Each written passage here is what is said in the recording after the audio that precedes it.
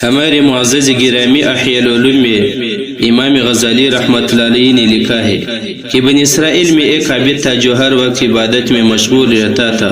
ایک جماعت اس کے پاس آئی اور کہا کہ یہاں ایک قوم ہے جو ایک درخت کو پوجتی ہے۔ یہ سن کر اس کو غصہ آیا اور کلہاڑا کندھے پر رکھ کر اس کو کاٹنے کے لیے چل دیا۔ شیطان نے عابد سے پوچھا کہاں جا رہے ہو؟ اس نے کہا فلان درخت کاٹنے جا رہا ہو۔ شیطان نے کہا تمہیں اس درخت سے کیا واسطہ؟ تم اپنی عبادت میں مشغول رہو۔ تم نے اپنی عبادت کو ایک محمل کام کے لیے چھوڑ دیا۔ عابد نے کہا یہ بھی ایک عبادت ہے۔ شیطان نے کہا کہ میں نہیں کاٹنے دوں گا۔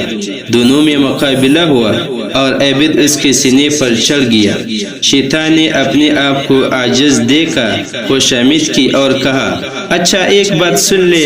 عابد نے اس کو چھوڑ دیا۔ شیطان نے کہا کہ اللہ نے تجھ پر اس کو فرض تو کیا نہیں، تیرا اس سے کوئی نقصان نہیں، تو اس کی پرستش نہیں کرتا۔ اللہ کے بہت سے نبی ہیں، اگر وہ چاہتا کسی نبی کے ذریعے سے اسے کٹوا دیتا۔ عابد نے کہا میں ضرور کاٹوں گا۔ پھر مقابلہ ہوا اور وہ عابد پھر اس کے سینے پر چڑھ گیا۔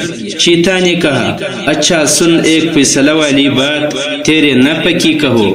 اس نے کہا کہو۔ شیطان نے کہا تو غریب ہے، دنیا پر بوجھ بنا ہوا ہے، تو اس کام سے باز آ، میں تجھے روزانہ 3 دینار اشرفی دیا کرو گا جو روزانہ تیرے سرہانے رکھے ہوئے ملا کرے گی، تیرے بھی ضرورتیں پوری ہو جائے گی، اپنے اعزاز اقارب پر بھی احسان کر سکے گا، فقیروں کی مدد بھی کر سکے گا اور بہت سے ثواب کے کام کر سکے گا۔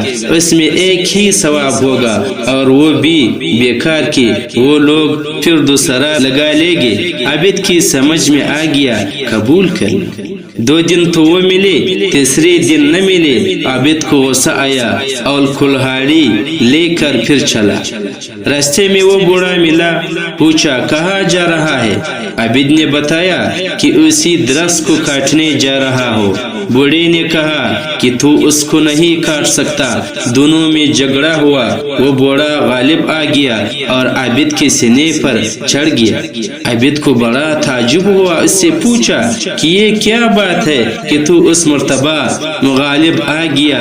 اس بوڑھے نے کہا کہ پہلے مرتبہ تیرا غصہ خالص اللہ تعالیٰ کے واسطے تھا، اس لیے اللہ جل شانہ نے مجھے مغلوب کر دیا۔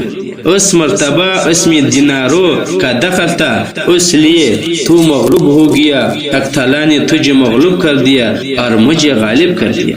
یعنی جو کام خالص اللہ کے واسطے کیا جاتا ہے اس میں بڑی قوت ہوتی ہے، اس میں بڑی قوت ہوتی ہے جو اللہ تعالیٰ کی رضا کے لیے جو بھی کام کر لے۔ اگر اللہ تعالیٰ کی رضا کے لیے نہ ہو اس کام کے اندر قوت نہیں ہوتے ہو، جیسے تم لوگوں نے اس کے متعلق واقعات سن لیا۔